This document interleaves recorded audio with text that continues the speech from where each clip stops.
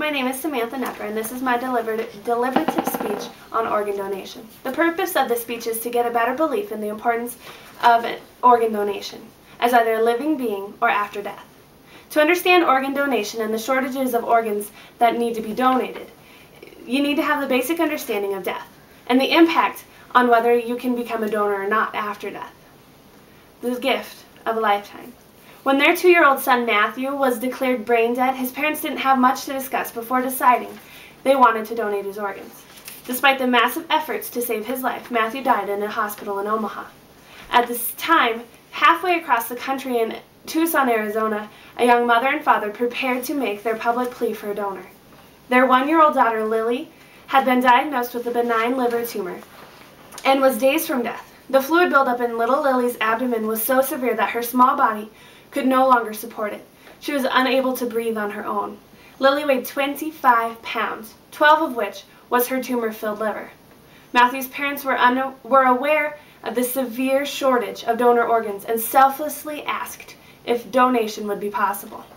Due to their generosity, Lily got the life-saving organ she needed. Organ donation makes it possible for an individual to get involved in the selfless act of saving a human life. Your eyes can make a person see the world, and certain organs can make a person breathe.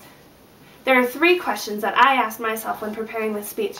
What is organ donation? Which organs can be donated, and how do I become an organ donor? It's important to know exactly what organ donation is and why it's so incredibly needed.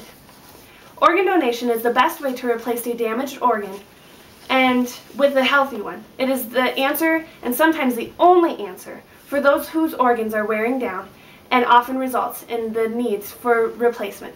A person, living or dead, who provides an organ is called an organ donor. The person who receives the organ is called the recipient. Almost anyone of nearly any age and average health can donate an organ. There are 2 types of donors, a living donor and a deceased donor. The living donation occurs when a person can voluntarily donate only a part of an organ to a person in need. Living donating organs are kidney, part of the pancreas, part of the lung, part of the liver, and part of the intestine. Deceased organ donation occurs when the organs become available for transplants, when death results either from cardiac death or brain death. Deceased organs can be a multitude of things, including heart, liver, pancreas, cornea, tissues, and many other organs. The need for organ donation is greater, and the current supply and waiting times vary from few months to several years. There are many kinds of organs that can be donated. Here are a few. The kidney. The kidney is one of the main functioning groups in your body. The functioning life of a transplanted kidney is about 9 years. According to Discovery Health's statistics in 2007 for the kidney, where 73,850 were on the waiting list. It is in most demand and the most frequently donated. The liver is an amazing organ.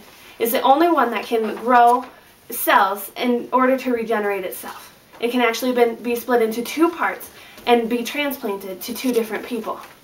On the waiting list, according to Discovery Health, the statistics say that 17,142 people in 2000 needed a liver.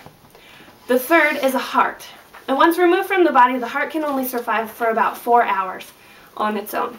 On the waiting list in 2007, although it's significantly lower than the other 2, it's 2,673 people were in need of a heart. The fourth one is the lungs. They're your breathing. There have been single and double lobed transplants, and the number on the waiting list for that is 2,743 in 2007. Donating your organs is important because it might save someone else's loved one. You can help someone else's life, help someone to live a healthier life by giving the gift of life after your own death. How do you become an organ donor? There are many ways. On your license, there's a little spot at the bottom that you can put either donor or not donor.